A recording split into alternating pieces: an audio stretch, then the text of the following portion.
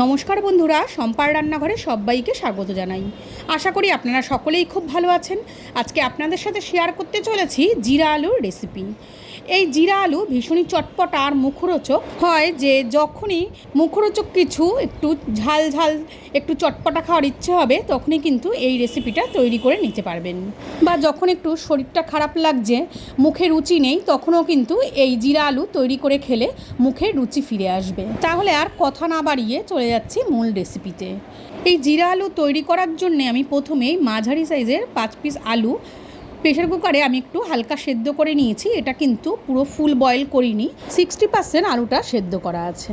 চৌকো শেপে বা ডুমো ডুমো করে কেটে নিচ্ছি।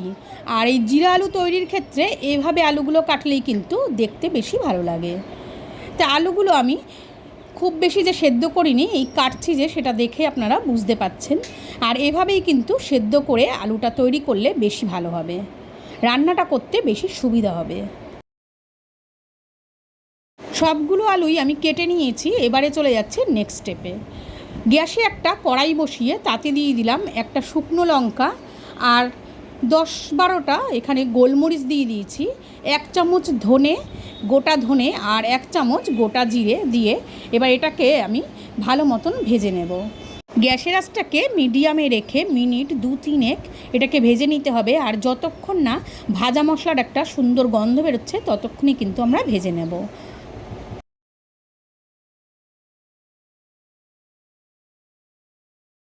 মশলাটা আমার ভাজা কমপ্লিট হয়ে গেছে। এবারে একটা পাত্রে আমি নামিয়ে রাখবো আর ঠান্ডা হয়ে যাওয়ার পর এটাকে গুঁড়ো করে রেখে দেবো। এবার ওই একই কড়াইতে আমি পরিমাণ মতন এখানে সর্ষের তেল দিয়ে দিয়েছি। আর তেলটা গরম হয়ে যাওয়ার পর এখানে দিয়ে দিলাম 1/2 চামচ গোটা জিরে, 1/2 চামচের একটু বেশিই দিয়েছি। আর জিরাটার মধ্যে এবারে দিয়ে দিলাম আমি 2টো কাঁচা লঙ্কা কুচি করে রেখেছি, সেটা দিয়ে মশলাটাকে একটু নাড়িয়ে নিয়ে সেদ্ধ করে রাখা আলুগুলো এবারে দিয়ে দেবো। আলুটা দিয়েও গ্যাসের আঁচটাকে মিডিয়ামে রেখে বেশ সুন্দর করে একটু ভেজে নিতে হবে।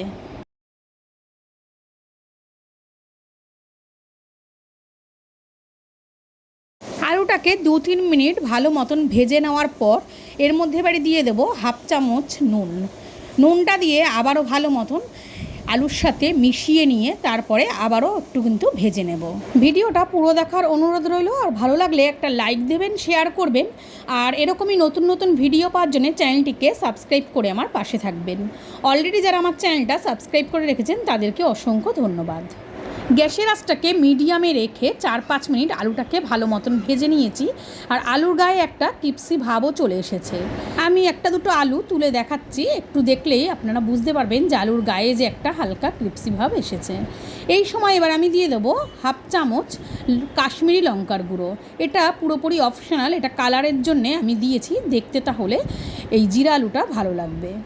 এবারে কাশ্মীরি লঙ্কার গুঁড়োটা দিয়ে আবারও ভালো মতন নাড়িয়ে নিলাম। আপনারা চাইলে এখানে লাল লঙ্কার গুঁড়োও দিতে পারেন। আমি যেহেতু এখানে গোলমরিচ আবার শুকনো লঙ্কাও দিয়েছি, তাই এখানে একটু লঙ্কা আমি কাশ্মীরি লঙ্কার গুঁড়োই দিলাম। আমি যে ভাজা মশলাটা তৈরি করে রেখেছিলাম সেই ভাজা মশলার থেকে আমি এবারে 2 চামচ দিয়ে দেবো। আর এই ভাজা মশলাটা কিন্তু এইরকমই একটু দানা দানা ভাব রাখতে হবে, পুরো ডাস্ট করে দিলে কিন্তু এটার মধ্যে খেতে ভালো লাগবে না। আর দানা দানা দিলে যখন মুখে একটু পড়বে হালকা মশলাগুলো তখন কিন্তু খেতে বেশি ভালো লাগবে। এবারে গুঁড়ো মশলাটা দিয়েও আবারও ভালো মতন আমি আলুর সাথে মিশিয়ে নেব। আর এই সময় গ্যাসের আঁচটাকে মিডিয়াম টু লোতে রেখে দিতে হবে। এবারে মশলাটা দিয়ে আবারও ভালো মতন 1-1.5 মিনিট আমি মিশিয়ে নেওয়ার পর এর মধ্যে দিয়ে দিলাম 1 চামচ চাট মশলা। আমি এখানে 1 চামচ দিয়েছি, আমার আলুর পরিমাণটা খুব বেশি নেই। আপনারা আপনাদের আলুর পরিমাণটা কতটা দেবেন সেই বুঝে কিন্তু চাট মশলা বাড়িয়ে কমিয়ে দিতে পারেন। যদি আলুর পরিমাণটা একটু বেশি থাকে তাহলে 1.5 চামচ চাট মশলা দিয়ে দেবেন। আর চাট মশলার জায়গায় কিন্তু আপনারা আমচুর পাউডারও দিতে পারেন, বা যদি কোনোটাই না থাকে তাহলে পাতিলেবুর রসও স্বাদ বুঝে দিয়ে দেবেন। এবার এখানে দিয়ে দিলাম আমি 1/2 চামচের কম একটু বিট নুন আর খুবই সামান্য একটু চিনি। আর এটা স্বাদ মেনটেন করার জন্য আমি চিনিটা এখানে দিয়েছি, আপনারা চাইলে নাও দিতে পারেন, তবে চিনিটা দিলে স্বাদের ব্যালেন্সটা ঠিক থাকবে। এবারে দিয়ে দিলাম কুচিয়ে রাখা সামান্য একটু ধনেপাতা। সব মশলার সাথে আলুটাকে ভালো মতন মিশিয়ে নিয়েছি। আর আলুর গায়ে কিন্তু সুন্দর একটা মশলার কোট হয়ে গেছে, আর দেখতে কিন্তু ভীষণই লোভনীয় হয়েছে। আলুটা আমার রান্না করা পুরো কমপ্লিট হয়ে গেছে। এবারে গ্যাস অফ করে এটাকে স্ট্যান্ডিং টাইমে আমি ঢাকা দিয়ে 10 মিনিটের জন্য রেখে দিলাম। 10 মিনিট বাদে ফিরে এসেছি। এবারে আলুটাকে আমি সার্ভ করে নেব একটা প্লেটে। আর এভাবে কিন্তু বাচ্চাদের তৈরি করে দিলেও সন্ধ্যাবেলা যদি স্ন্যাক্স হিসাবে আপনারা তৈরি করে দেন, তারাও কিন্তু খুব মজা করে খাবে।